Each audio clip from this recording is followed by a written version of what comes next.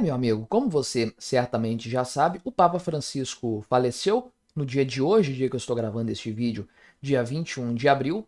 Eu sou católico, quem me acompanha aqui há mais tempo sabe disso, então é uma coisa impactante para mim, sem sombra de dúvidas, para minha fé, para toda a minha convivência com a igreja e etc. É um momento sempre marcante, a morte de um Papa, que abre, é claro, uma série de dúvidas a respeito da sua sucessão. Eu estou triste com a morte do Papa. Não, era um negócio assim que já estava certo que iria acontecer, né? Em algum momento no curto prazo. Ele estava muito doente já, a gente já esperava que isso fosse acontecer, o próprio Papa Francisco esperava que isso viesse a acontecer em breve. Eu achei que ia acontecer até um pouco antes, porque ele ficou realmente muito mal no hospital, de maneira que eu tenho certeza que ele viu isso também, percebeu dessa forma.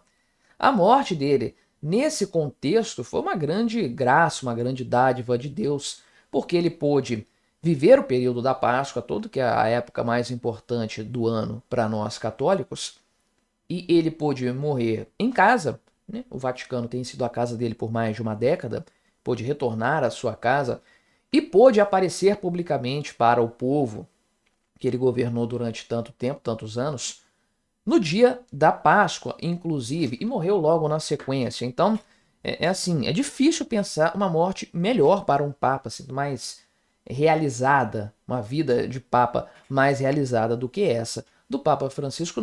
Não foi uma grande surpresa para ninguém ele ter passado, feito a sua Páscoa desta vida. Mas realmente fica aí a grande questão a partir de agora. Quem que vai assumir o cargo vago, a sede vacante de Papa? Quem vai assumir a cátedra de São Pedro a partir de agora? E como isso vai impactar no futuro da Igreja Católica? Qual o tipo de mentalidade? Vamos conversar um pouco sobre esse assunto, mas antes não se esqueça de se inscrever aqui no meu canal, se você não for inscrito. E se você quiser colaborar ainda mais com o meu trabalho, você pode se tornar membro patrocinador aqui do canal, com valores a partir de R$ 1,99 por mês. Isso me ajuda bastante, pode ter certeza disso. Pois bem, né? Minha opinião sobre o Papa Francisco, então, como católico, né, a minha compreensão não tem que ter opinião sobre Papa. A forma como o sentido do cargo do Papa não tem nada a ver com o que parece para quem é de fora ou para um católico que é menos ligado nesses assuntos, enfim. Mas vou dar a minha opinião enquanto produtor de conteúdo para o YouTube a respeito de uma personalidade pública, né, no momento assim que está em alta falar a respeito desse tema. E bem, ele não é o meu Papa favorito. Posso dizer assim claramente, o Papa Francisco não foi o meu Papa favorito, sem sombra de dúvidas, né? E não há nada pessoal assim contra ele. Muitos tratam o Papa Francisco como se fosse um terror completo, eu discordo disso, né? Tem pontos que eu não gostava realmente, mas não foi o terror completo que parece para muita gente. Agora, é fato que eu gostava mais de outros papas. Eu pude ver aí, né, durante minha vida, três papas: João Paulo II, Bento XVI e Papa Francisco.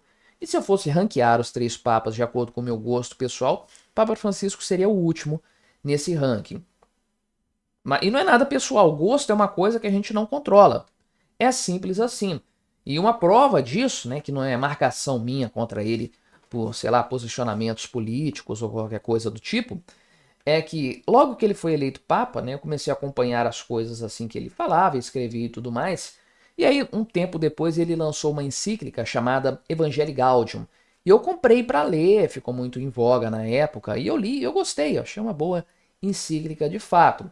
E depois ele foi lançando outros escritos, eu fui gostando cada vez menos, na verdade, dos escritos dele, né? Eles não me empolgavam muito assim. Aí eu fui rever a lista dos escritos do Papa Francisco e vi que antes da Evangelii Gaudium ele tinha publicado uma encíclica que eu não tinha lido, chamada Lumen Fidei, ou Luz da Fé. Evangelii Gaudium significa alegria do Evangelho. Eu peguei para ler, comprei para ler essa encíclica, a Lumen Fidei, e eu achei sensacional, maravilhosa, uma coisa impressionante.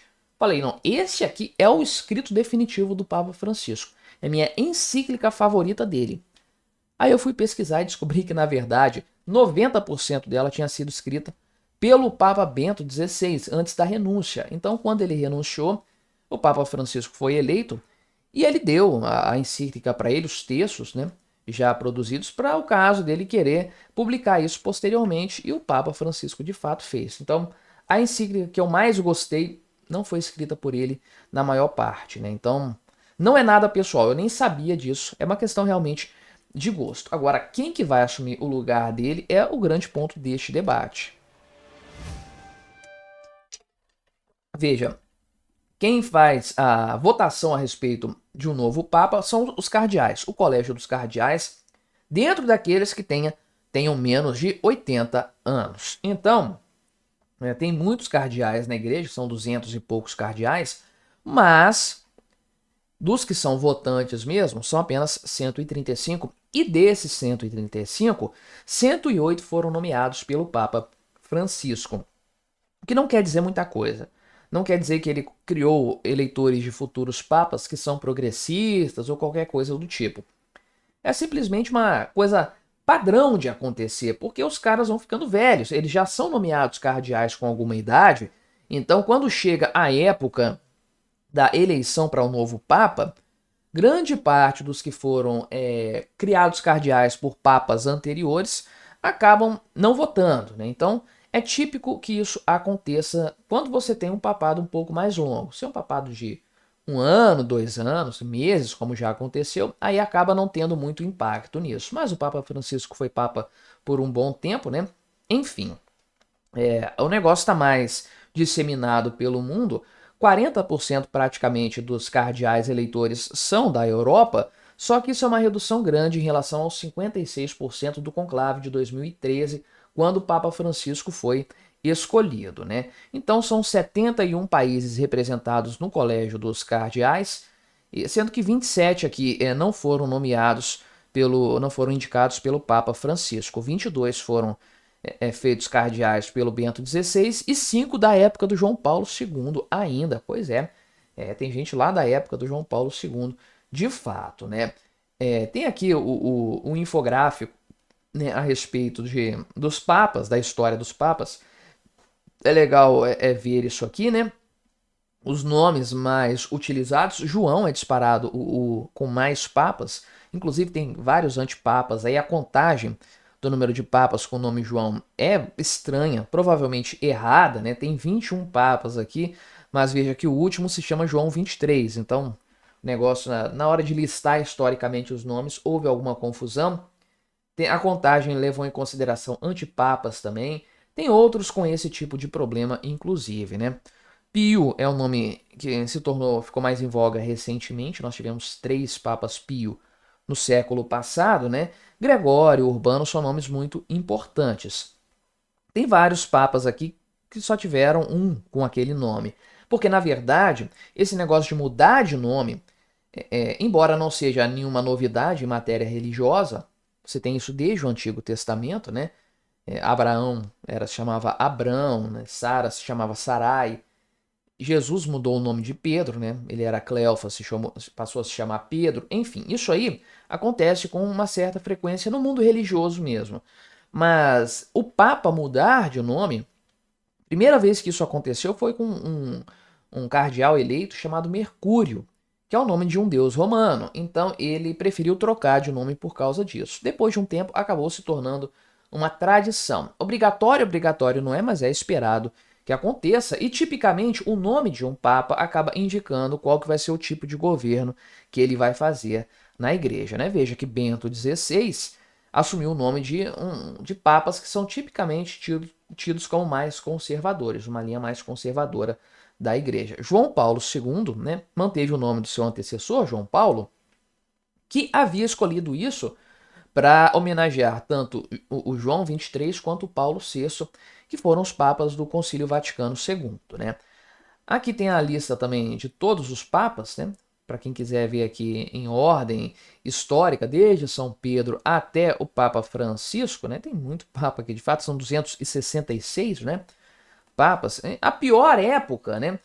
Atualizaram esse infográfico. Quando eu acessei mais cedo, não tinha a época, que não precisei ficar procurando por nome, né? Mas a pior época é mais ou menos essa daqui, tá? Esse período aqui é tido como ponto baixo do papado. Tem um século obscuro também, que é no século XIII, mas esse aqui consegue ser pior ainda, principalmente Alexandre VI e Júlio II, que são considerados, né, esse camarada e o Júlio II ali, são considerados amplamente como os piores papas da história, né? A escolha de um papa aqui, você sabe bem como é que funciona, porque a gente tem acompanhado já nos últimos conclaves. Quando o papa morre, disse que estamos em um período de sede vacante, né? A sede é a cadeira da Cátedra de São Pedro, né? A Cátedra de São Pedro, que fica vaga porque não tem um papa escolhendo ela. Há um governo provisório, que é feito pelo Colégio dos Cardeais, mas é um governo só administrativo, não tem poder decisório na igreja. Depois é feito um conclave, deve acontecer aí em não muito tempo, né? Algumas semanas provavelmente.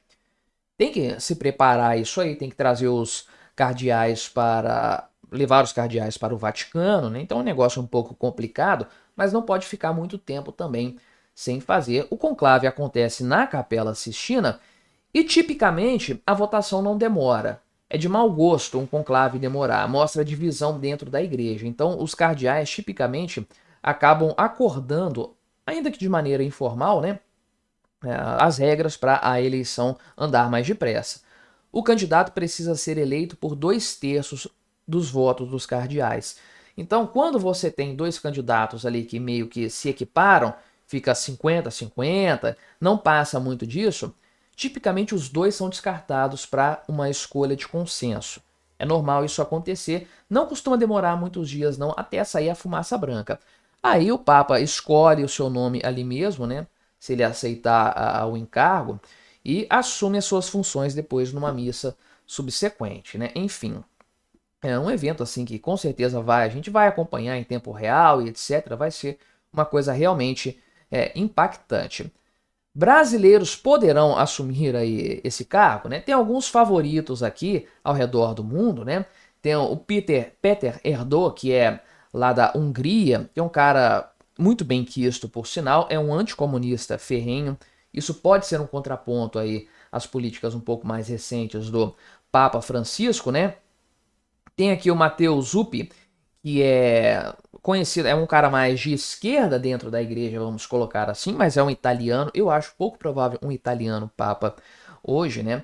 O que aponta para o Robert Sarah, que é um cardeal lá da Guiné, é um cardeal africano, e é um cara muito bom. Ele pesa contra ele, né? Obviamente, a idade avançada. Ele tem 79 anos. Foi feito cardeal lá pelo Bento XVI em 2010 e ele é muito conservador. Para os padrões gerais, ele é um cardeal muito conservador. Africanos, em geral, são mais conservadores, né? Autoridades eclesiásticas da África. Ele seria um contraponto ainda melhor para o Papa Francisco, mas acho um passo muito grande para o Colégio dos Cardeais. Não sei se eles fariam isso de fato. E ele já tem uma idade avançada. Talvez ele seja preterido, por exemplo, por um asiático aqui, né? Como o cardeal Luiz Tagle, que é das Filipinas, um país católico muito importante, por sinal, também criado cardeal por Bento XVI, ou seja, ele é um cara ali que não é uma cria do Papa Francisco, não seria uma sucessão da mentalidade do Papa Francisco diretamente, embora ele tenha ali um pouco mais de visão progressista do que o Robert Sarah. Parece um nome bastante forte de fato aí, né? Tem aqui nome de secretário de Estado do Vaticano, mas esses nomes mais esperados assim, talvez não tenham assim um efeito muito grande, né? Tem aqui o cardeal Pizzaballa, que é patriarca latino de Jerusalém, pode ser um negócio interessante para o diálogo com o Oriente, né? Mas enfim, tem os brasileiros também nessa história que vão participar do conclave, mas nenhum desses aqui tem tração para conseguir se eleger papa, não. Dom Odilo já chegou a ser cotado, sim. No conclave que elegeu Francisco, ele era um nome forte, mas dentre os latino-americanos, e hoje a gente sabe que era bem provável que fosse eleito um papa latino-americano naquele conclave, preferiram o Jorge Mário Bergoglio, da Argentina, do que o Dom Odilo, cardeal de São Paulo. Ele já tem 75 anos, já até pediu a renúncia, né, ao Papa Francisco do seu cargo como arcebispo de São Paulo, porque ele é obrigado a fazer isso com 75 anos pela lei da igreja, mas o Papa mandou ele ficar mais 2 anos. Então ele fica ainda algum tempo no governo de São Paulo.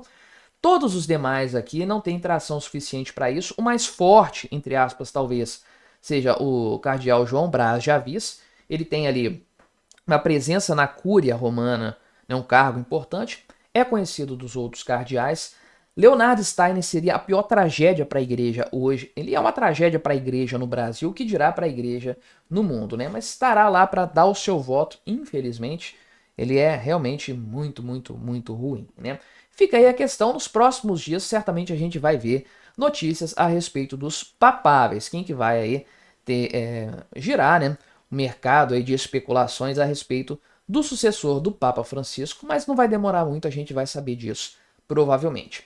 Olha aí, meu amigo, mais uma coluna de opinião aqui no caso do Hélio Gaspari, publicada no site O Globo. Pois é, o pessoal parece que está soltando a mão do Lula bem devagarinho, mas estão soltando a mão dele sim. E olha só, a crítica aqui é ao orçamento, obviamente. Hoje é o grande problema do governo Lula, porque a previsão que foi apresentada no PLDO, Projeto de Lei de Diretrizes Orçamentárias, é terrível. O futuro econômico do Brasil está completamente comprometido pelas regras atuais, o que é um problema, obviamente, para o governo Lula, porque foi esse desgoverno que criou as regras atuais. Então, na prática, é esse desgoverno que está quebrando o Brasil. Não há outra forma de ver a questão.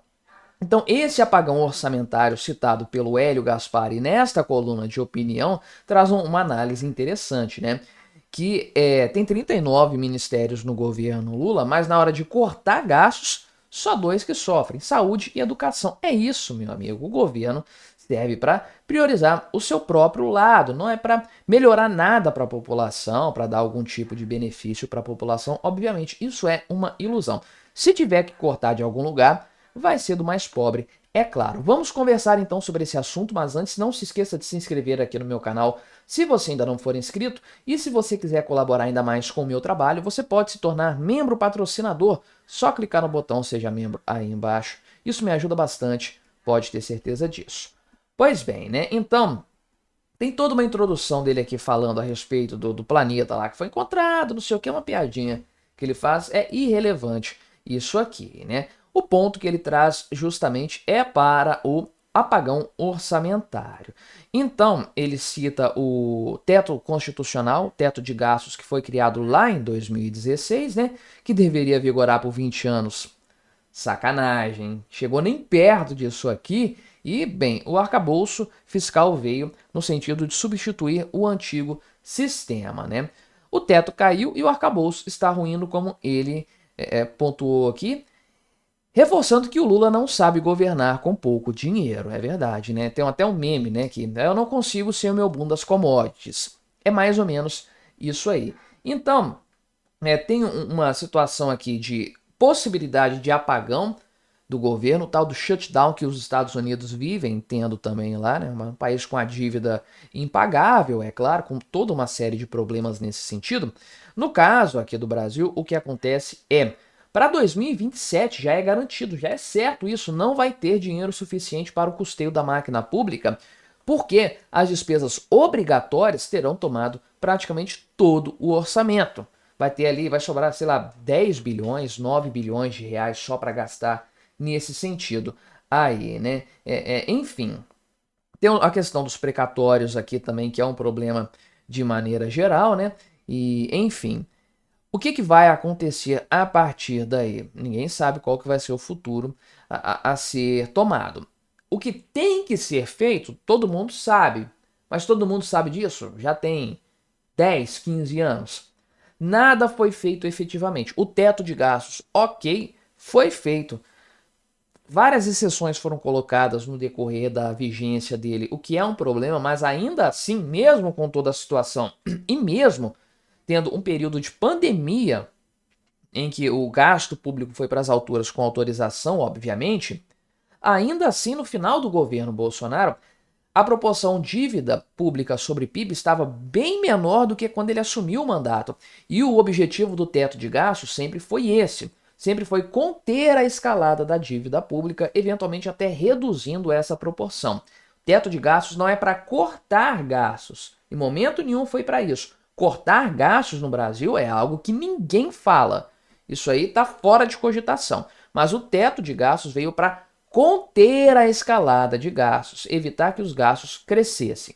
O Lula, como o Hélio Gaspari falou, não sabe governar com pouco dinheiro, ou seja, ele iria acabar com isso muito rapidamente, acabou de fato com isso, e agora? Acabou com o Brasil também nesse meio tempo. As repercussões, bem, a gente vai tentar descobrir o que vai acontecer agora.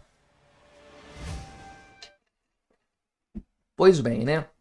Então, a possibilidade de um apagão orçamentário para o próximo governo será cruel com o de Lula 3.0, porque hoje não há qualquer vestígio de austeridade no governo Lula. Sei lá quem que foi trouxa de acreditar que haveria austeridade em algum governo Lula em algum momento, né? Armínio Fraga, eu acho. Mas na prática todo mundo sabe que o Lula não tem esse tipo de comprometimento. De cortar gastos, reduzir o tamanho do Estado, pisar no freio fiscal, dar liberdade econômica. Governo Lula fazendo isso, jamais. E de fato isso não aconteceu, né? Então aqui está claro para todo mundo que o governo tem usado estatais, tem empresas supostamente privadas mesmo para multiplicar os rendimentos dos ministros que já ganham uma baba comandando as pastas e ainda ganham carguinhos de conselhos ali e tudo mais para ter um jeton ainda para incrementar as suas rendas de maneira geral. Enfim, né? E aqui o Hélio Gaspari pontua que a única despesa que o governo cortou de fato foi a compra do novo avião, né? Que teria até um chuveiro para o presidente da República tomar o banhozinho dele enquanto se desloca por aí, né? Enfim, aí tem um negócio aqui que a comparação que ele faz com o governo dos Estados Unidos, né? Coisas do tipo aqui e tudo mais, só que realmente o caso brasileiro, meu amigo, é sui generis, é um caso totalmente atípico, né? Inclusive aqui o pessoal falou que pode faltar dinheiro aqui para saúde e educação, mas não vai faltar dinheiro para o restante dos ministérios, obviamente, né? A gente sabe muito bem que a coisa, de fato, vai seguir por esse rumo, né? Vai apertar justamente no mais pobre. E bem, se a gente para pensar, o que o governo Lula fez em matéria de corte de gastos até o momento, uma maquiagem, como o próprio Hélio Gaspari falou nesse texto aqui, pesou, o que pesou para o mais pobre. Teve corte ali no Bolsa Família, corte no BPC, teve taxação de blusinhas. O governo falou que não, vamos criar impostos para os mais ricos e etc. Tudo bem que teve taxação de offshores também, mas taxação de blusinha, de comprinha, isso ferra o mais pobre. Então o mais pobre está pagando essa conta, seja pelo lado da receita, seja pelo lado da despesa. Então, é claro, né, o Lula prometeu que ia colocar o pobre no orçamento, está cumprindo isso com toda a maestria. Mas ainda assim, qualquer corte que tenha sido apresentado pelo governo Lula foi uma maquiagem, foi uma enganação. Porque se o Lula sim cortou o número de beneficiários do Bolsa Família, ele aumentou em muito o gasto total com o programa.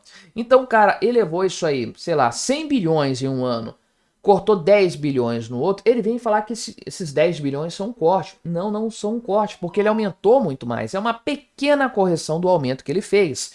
Aí tem o negócio de que o governo vai poupar não sei quantos bilhões aí ao longo de 10 anos, mudando a regra do salário mínimo. Olha que austeridade. Não, a regra anterior era de congelar o salário mínimo apenas refletindo a questão da inflação.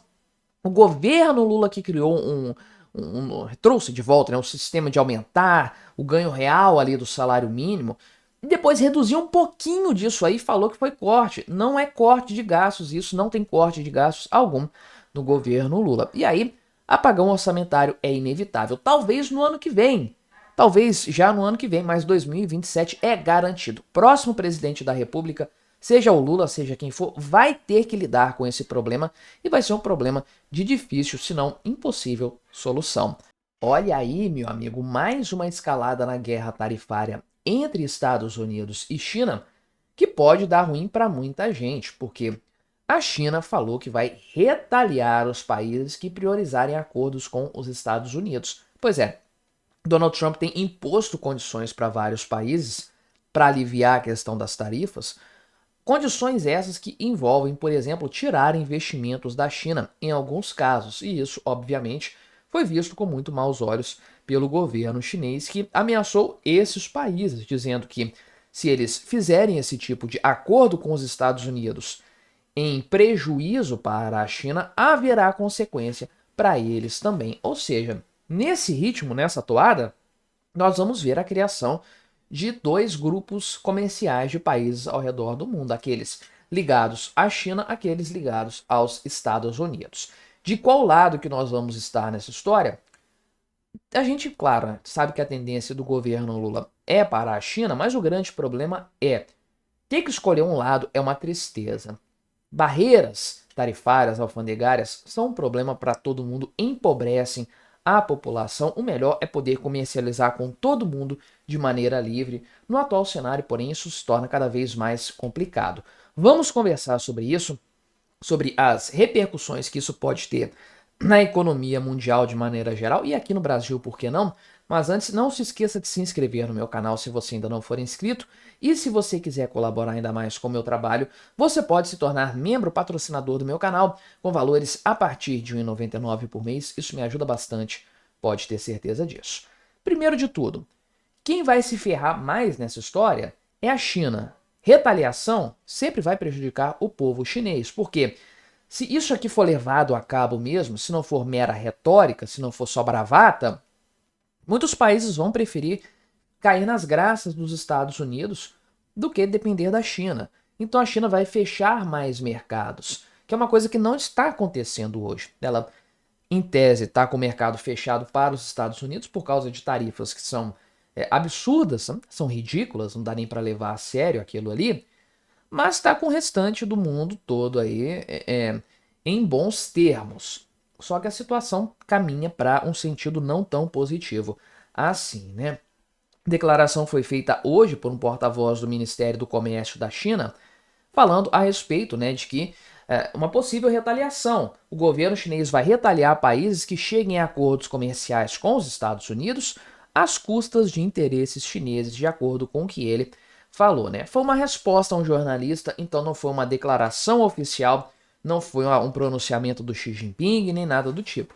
Mas foi uma resposta que, se foi dada, é porque foi autorizada. Eventualmente, até essa pergunta foi autorizada também, foi indicada para ser feita e dá a entender isso aí que o governo gostaria que o mundo soubesse de fato, né?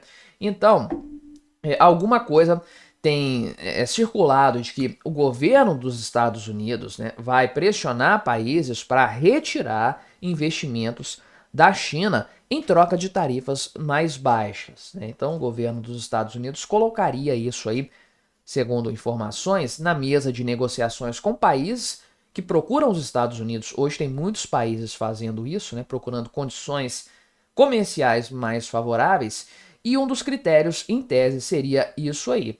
Seria a retirada de investimentos da China, obviamente para prejudicar a economia chinesa, sufocar a economia chinesa, tirando recursos externos de lá, né?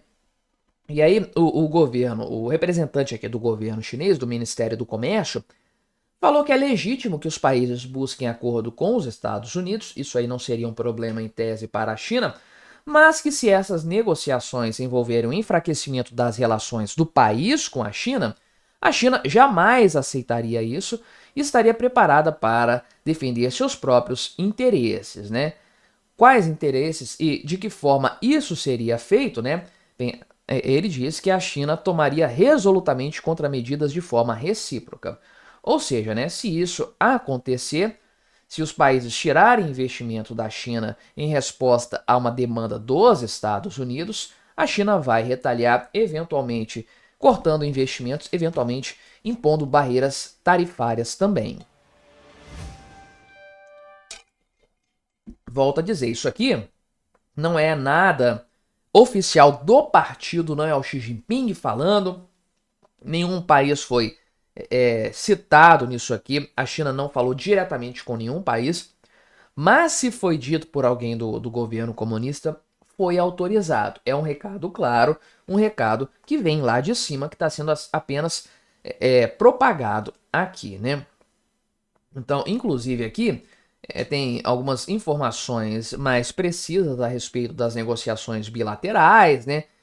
Enfim, inclusive coisas que não estão diretamente relacionadas com investimentos na China, mas com importações da China. Por exemplo, aqui, né, o Japão considera que vai aumentar as importações de soja e arroz dos Estados Unidos, né? Também aqui a Indonésia pretende aumentar a importação de alimentos e commodities dos Estados Unidos, reduzindo pedidos de outros países, dentre eles, obviamente, a China, grande produtora de muitas coisas, de muitas commodities, o que mostraria aí, é claro, um interesse desses países aí de aceitar as condições dos Estados Unidos nessa guerra tarifária. E, bem, o quanto que a China conseguiria retaliar esses países é realmente uma questão. Eu tenho para mim que, obviamente, eles já estão considerando, dentro de sua negociação com os Estados Unidos, uma resposta da China. Acontece que os Estados Unidos são a maior economia do mundo neste momento. E convenhamos, muita gente já está levando a sério a possibilidade da China quebrar. Eu falo disso aqui no meu canal, o pessoal até brinca, fala que eu tô. Várias notícias eu trago nesse sentido, e a China nunca quebra. É verdade, isso está sendo previsto já há alguns anos por muita gente. Mas vai acontecer, meu amigo. Isso aí vai acontecer, porque o modelo econômico chinês é insustentável. E eu trago sinais que vão se acumulando. Certamente muitos países têm consciência desse fato. Muitos países estão medindo a solidez da economia dos Estados Unidos e da China e percebendo que no longo prazo a economia norte-americana é muito mais saudável. Aquele negócio de China, maior economia do mundo, até 2030, isso aí ninguém leva a sério mais. Então, tem muita gente apostando as fichas nos Estados Unidos e no momento de ter que escolher um ou outro, eles vão escolher os norte-americanos, mesmo sabendo que vão ser retaliados pela China. Que tipo de retaliação vai ser? Barreiras tarifárias, provavelmente, porque é o que a China pode fazer, né? Retaliação militar, isso não vai acontecer. Contra muitos países, não, isso aí é totalmente desproporcional. É questão tarifária mesmo, questão guerra comercial que vai acontecer. Agora, isso vai prejudicar ainda mais a China, porque hoje a China é um país que depende desesperadamente de exportações, mais do que os Estados Unidos. E se a China fechar mais portas hoje, ela vai acabar se enrolando muito mais. E uma crise que se arrasta há algum tempo vai crescer num nível exponencial em função disso. Só que é aquela história, o que o Partido Comunista pode fazer? Ele vai ter que aumentar o tom do debate, vai ter que começar mais bravatas, vai ter que discutir mais, ameaçar mais para manter a sua fama de mal, para fazer frente ao Donald Trump. Agora, na prática, isso aqui é ruim para todos os lados. Para os países também que vão perder a China como parceiro comercial, se for o caso, e especialmente para a China, que vai fechar ainda mais portas para o seu comércio. De maneira geral, é ruim para todo mundo. Protecionismo, barreiras comerciais, barreiras alfandegárias, tarifas de importação, isso é puro protecionismo que prejudica as populações locais e faz o mundo todo se tornar cada vez mais pobre. Olha aí, meu amigo, as políticas bastante diferentes do ponto de vista econômico tomadas pelo Donald Trump parecem estar tendo algum tipo de repercussão não muito boa na economia dos Estados Unidos. É aquela história, tarifas alfandegárias, barreiras comerciais, isso prejudica o próprio país, prejudica o próprio povo, a própria economia. Não é algo que vai prejudicar mais o vizinho, mais o adversário. Isso prejudica internamente o país, e o Donald Trump, com toda a sua política protecionista, bem, está tornando esse cenário cada vez mais evidente. Olha só, temos dados aqui relacionados à performance do dólar em relação aí nessa questão toda do turbilhão econômico que nós estamos vendo. E bem, a moeda norte-americana, a mais forte, mais poderosa do mundo, está perdendo valor globalmente, caindo para o nível mais baixo desde 2022. Olha que situação, é o índice que mede a performance do dólar em relação a uma cesta de moedas estrangeiras que atingiu um patamar muito baixo comparado com o padrão dos últimos 2, 3 anos praticamente. Não apenas isso, a Bolsa dos Estados Unidos, as bolsas de lá seguem em queda. Na verdade, houve um baque aqui de mais 3% porque o Donald Trump começou a criticar ainda mais o Jeremy Powell, o presidente do Federal Reserve. Todo mundo ficou com medo de algum grau de ingerência nisso aí. Então, bolsa norte-americana perdendo valor, o dólar se desvalorizando frente a outras moedas que estão se fortalecendo, é claro, com exceção, adivinha de quem? Sim, com exceção do Brasil. Vamos conversar sobre isso também, mas antes não se esqueça de se inscrever aqui no meu canal se você ainda não for inscrito, e se você quiser colaborar ainda mais com o meu trabalho, você pode se tornar membro patrocinador aqui do canal, com valores a partir de R$ 1,99 por mês. Isso me ajuda bastante, pode ter certeza disso. Pois bem, olhando aqui para a questão do dólar, o índice que é usado para essa constatação é o DIX, ou DYX, que mede a moeda dos Estados Unidos, o dólar, em relação a uma cesta de moedas estrangeiras. Faz a comparação da variação desse valor. Então, eu peguei aqui para a gente ver esse índice, que bateu aqui 98, alguma coisa, 98,33 mais ou menos, né? 98,25. Enfim, isso aqui foi um monitoramento do valor hoje, dia 21, dia que eu estou gravando este vídeo, que é feriado aqui no Brasil, dia de Tiradentes. Então, esse desempenho acaba não repercutindo muito nos mercados brasileiros. Vai repercutir no dia 22, que é o dia que provavelmente este vídeo vai ao ar. Mas por enquanto a gente não sabe a repercussão de nada disso aqui na economia brasileira. Mas, como lá nos Estados Unidos e no mundo de forma geral é um dia, uma segunda-feira qualquer de negociação, então o mercado estava bem aquecido, bem empolgado, e esse índice chegou a bater 97,92, então ele desceu abaixo dos 98 pontos. E veja que essa janela que eu peguei aqui é dos últimos 3 meses, então é praticamente este ano todo, considerando aí pelo menos ali o período em que o Donald Trump assumiu o mandato, que foi no dia 20 de janeiro. A consideração aqui é do dia 22 de janeiro para frente, então dá uma janela temporal muito boa do governo Donald Trump atual. Veja como o dólar, então, caiu consideravelmente nesse índice de lá para cá. Ele iniciou esse período, né, ali na faixa dos 108 pontos, chegou a bater quase 109 aqui, né, no final do dia, no fechamento, praticamente 109. E caiu consideravelmente de lá para cá para 98, numa tendência de queda ainda. Veja que essa queda é muito mais acentuada nos últimos dias, o que mostra, sem sombra de dúvidas, um desempenho bastante ruim, bastante aquém do esperado da economia norte-americana. Apenas isso? Não, também a Bolsa de Valores, as bolsas, aliás, lá nos Estados Unidos, são 3 principais, caíram consideravelmente no dia de hoje, ainda dia 21, que nós estamos analisando, impactos imediatos de falas do Donald Trump. A gente vai dar uma olhadinha nesses índices também. Então veja aqui que o Donald Trump chamou o Jeremy Powell de perdedor, escreveu na Truth Social, na rede social dele, né? Falou aqui, chamou ele de senhor tarde demais, enfim, fez uma série de críticas ao Jeremy Powell, que é o presidente do Fed, o Banco Central lá dos Estados Unidos.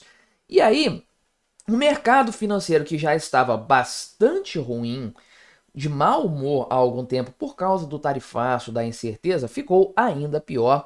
E os índices aqui, né, o Dow Jones, o S&P 500 e o Nasdaq estavam caindo mais de 3% no dia de hoje, né? Então veja aqui, isso aqui às 14 horas, não sei como é que ficou no fechamento, mas às 14 horas, Dow Jones perdendo aqui 3,23%, S&P perdendo 3,38% e o Nasdaq perdendo 3,67%. Realmente, né? O ouro disparou aqui, o valor dele subiu consideravelmente. Então é todo um indício, todo um cenário de incerteza econômica. Por quê? Porque ninguém sabe para onde que isso vai no final das contas. E já há uma expectativa de que a economia dos Estados Unidos vai ser prejudicada nessa história. Há um teor de fuga para o dólar, fuga para os Estados Unidos, sempre que você tem algum tipo de incerteza, algum tipo de instabilidade econômica. É um refúgio nos Estados Unidos, refúgio na economia norte-americana. Então, estourou uma nova guerra, o dólar vai subir, porque todo mundo vai buscar refúgio na economia norte-americana, que é a mais segura, a mais estável no longo prazo. Então, é um mecanismo de proteger patrimônio, porque todo o restante, e os investidores no geral, lidam bem com algum grau de especulação, algum grau de risco, mas em momentos de crise, o risco acaba se tornando muito mais elevado. A chance de ruína é muito grande. Então, mercados emergentes, oportunidades, países em ascensão, países em recuperação econômica, tudo isso se torna mais perigoso em momentos de crise. Só que neste atual cenário, como toda a incerteza brota dos Estados Unidos e o impacto que as medidas do Donald Trump podem ter na economia norte-americana ainda é incerto, o dólar deixa de ser um porto seguro para os investidores avessos a risco. Então, sim, mercados emergentes tendem a sofrer bastante no atual cenário, porque o impacto que esse tarifaço vai ter ainda não é mensurável, ainda é bastante incerto, mas a própria economia norte-americana pode não passar incólume por isso aí. Então, eventualmente, o euro, o franco suíço e outras moedas mais fortes, moedas boas também, acabam se tornando mais interessantes nesse cenário, porque esse chumbo trocado entre Estados Unidos e China pode acabar repercutindo muito mal para a economia norte-americana também. Ainda é tudo especulativo, valor de mercado de ações, valor de cotação de moeda, tudo isso está no campo da especulação. A gente ainda não tem nada definido a respeito da economia norte-americana, só vamos saber daqui a 2 anos realmente os impactos. Isso aqui tudo é uma previsão. Agora, é importante frisar aqui, enquanto, no geral, as moedas estão se fortalecendo em relação ao dólar, veja que esse índice do dólar caindo significa que outras moedas estão se fortalecendo, essa cesta de moedas, no geral, está se fortalecendo frente ao dólar de maneira contínua desde a eleição do Donald Trump, comparando com o real, meu amigo, pegando o mesmo período aqui, de 21 de janeiro até agora 21 de março, né, 20 de abril, aliás, né, não teve mercado ainda, né, a gente não tem um dia 21 aqui porque mercados fechados no Brasil, você vê que a realidade é totalmente diferente. Compare um gráfico com o outro, na verdade, né? O real está performando muito, muito mal nesse sentido. Por que, se o Brasil está no mesmo mundo que todos os outros países, por que, que o real está performando mal em relação ao dólar? Porque o nosso problema é essencialmente interno. Os problemas econômicos que o Brasil enfrenta hoje, a instabilidade fiscal, a desaceleração econômica que já está acontecendo, tudo isso rouba do Brasil hoje a chance de surfar na queda do dólar, coisa que outros países estão neste momento fazendo. Sim, é o Brasil mais uma vez com uma oportunidade muito boa sendo perdida pelo PT. Olha aí, né, meu amigo? Quem poderia imaginar, quem poderia esperar que o peso argentino iria se fortalecer frente ao dólar depois do fim do cepo cambial, da liberação do câmbio que o Javier Milei promoveu recentemente lá na Argentina? Eu já tinha falado sobre isso, sobre essa realidade, era uma possibilidade muito certeira e que tem se demonstrado de fato aí na prática, olhando os números, olhando os indicadores, né? Então, o peso argentino performou muito bem hoje, segunda-feira, dia 21 de abril, que é feriado aqui no Brasil, mas não é feriado na Argentina, então mercados funcionaram normalmente. E aí, de fato, houve uma grande correção em relação ao pico que o peso argentino teve lá atrás, quando houve essa liberação, a cotação oficial no caso. Eu expliquei em um vídeo aqui no canal por que que isso tinha acontecido lá, e era mais do que evidente que haveria uma correção logo na sequência. Agora a cotação caiu para 1.065 pesos, né? Chegou a cair para isso aqui no decorrer do dia por dólar, então é uma queda considerável, uma valorização muito boa que demonstra, de fato, uma confiança que o mercado deposita na recuperação econômica da Argentina. O pessoal do The Economist, inclusive, né, publicou recentemente que o Milei quer transformar a Argentina em uma economia normal, pois sem aquelas loucuras socialistas do passado. Vamos conversar então sobre esse assunto, mas antes não se esqueça de se inscrever aqui no meu canal se você ainda não for inscrito, e se você quiser colaborar ainda mais com o meu trabalho, você pode se tornar membro patrocinador aqui do canal, com valores a partir de R$ 1,99 por mês, isso me ajuda bastante, pode ter certeza disso. Pois bem, veja então a questão da cotação aqui do peso argentino em relação ao dólar. O Rafael Lima trouxe aqui no Twitter dele um gráfico a esse respeito, do canal Ideias Radicais. Você pode me seguir aqui no Twitter também, tá? Só procurar Quintessência, você me acha ali, Essência Quinte, que é o nome de usuário. Eu sempre posto conteúdos diferentes lá no Twitter, vale a pena me seguir, né? No X, como você preferir. Enfim, ele trouxe o gráfico aqui mostrando, né? Aqui está o câmbio do dólar em relação ao peso argentino e aqui foi a liberação do fim do cepo cambial, né? Aconteceu neste dia e logo na sequência, olha essa queda, esse despencar, trazendo a cotação para um patamar bem abaixo do que estava durante muito tempo, meu amigo. Para acho que lá 2023, provavelmente, né? Então, é uma apreciação de 20%, né? Desde que houve a instauração do câmbio flutuante. Ou seja, estava mais ou menos aqui quando isso aconteceu do câmbio flutuante, caiu para cá. Olha a valorização que aconteceu nesse período. Também é um ganho em relação a esse governo Milei no decorrer, né? Só que tem uma outra página aqui que trouxe, é uma página em língua espanhola, que trouxe o recorte desse gráfico, né? Mostrando a subida que aconteceu lá atrás com a liberação do câmbio e a descida agora, trazendo isso para um patamar. Isso nem foi no decorrer do dia, foi em determinado momento que caiu para 1.071 pesos a cotação, no patamar abaixo do que estava antes.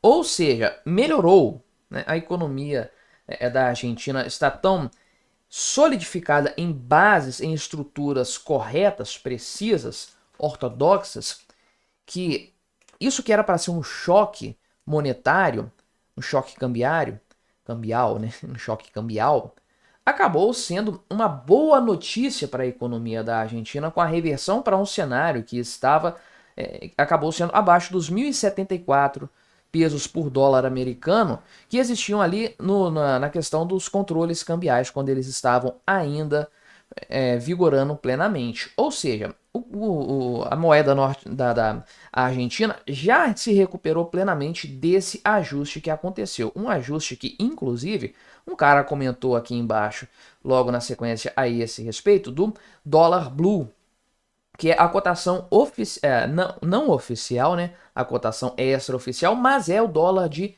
mercado, que é o que realmente importa. E esse padrão aqui de subida brusca da cotação do dólar quando do fim do cepo cambial aconteceu para aproximar a cotação oficial do dólar blue, ficou bem perto mesmo. Agora houve essa correção que provavelmente vai levar a uma correção do próprio dólar blue. Pois é, isso provavelmente vai acontecer. O preço do dólar no mercado vai cair para se ajustar à nova realidade por causa da estruturação positiva que a economia da Argentina tem observado nos últimos tempos. Isso aqui é uma excelente notícia em todos os aspectos. Então, de maneira geral, o dia de hoje foi muito bom para a economia da Argentina, uma estabilização real de uma moeda que perdeu muito valor de mercado ao longo dos últimos anos, não sem motivos. Dinheiro foi impresso como se não houvesse amanhã, mas isso aqui, mais do que qualquer outra coisa, mais do que gráficos, do que análise de preços, mostra como que a inflação na Argentina já parou. Estamos aí há 9, quase 10 meses de inflação zero na Argentina, em matéria de impressão de dinheiro, em matéria de expansão da base monetária. Isso aconteceu em meados do ano passado. Agora nós estamos vendo consolidados as consequências desse fim de impressão de dinheiro. É isso que acontece quando nós temos um cenário tão favorável para a economia. A moeda se estabiliza. Ah, mas a cotação aqui tá patética, né? Tá ridícula comparada com o real, porque o real tá aí abaixo de 6 por dólar, né? E aqui tá 1.065. Beleza, o que importa é a variação desse câmbio, não é o valor nominal hoje. O que importa é a variação. Isso é o que realmente conta para medir a estabilidade da economia.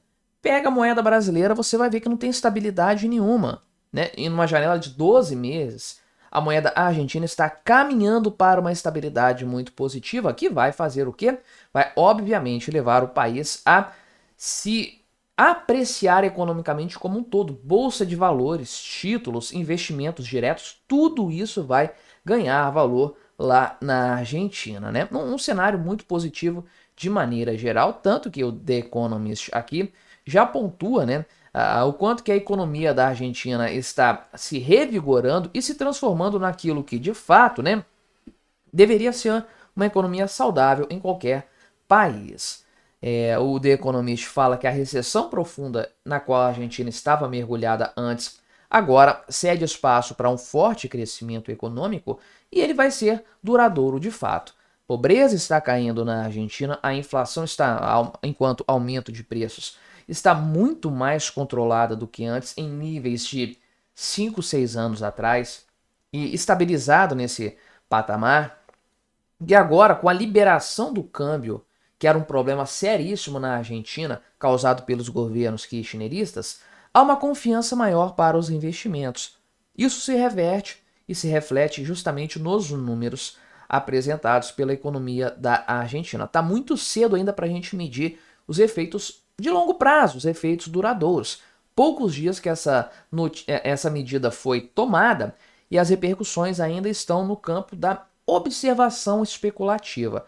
Mas a tendência que nós temos visto aí nos últimos 14 meses, nesse período do governo Milei, 15 meses praticamente, é de melhora econômica em todos os cenários. A gente observa ainda, a Argentina segue sendo um investimento arriscado, ainda é um país que está num processo de turnover, de recuperação econômica, mas os indícios apontam para um futuro muito promissor. E o resultado de 2025, crescimento econômico, câmbio, inflação, vai ser muito importante para determinar o futuro da Argentina, para determinar as próximas décadas, provavelmente. Porque se esse tipo de política econômica correta, ortodoxa, seguir sendo adotada, mantida lá na Argentina, realmente o futuro para os hermanos tende a ser muito promissor. Mas me diga aí, o que você achou da minha análise? Colabore com o nosso debate, se inscreva no meu canal se você ainda não for inscrito e até a próxima.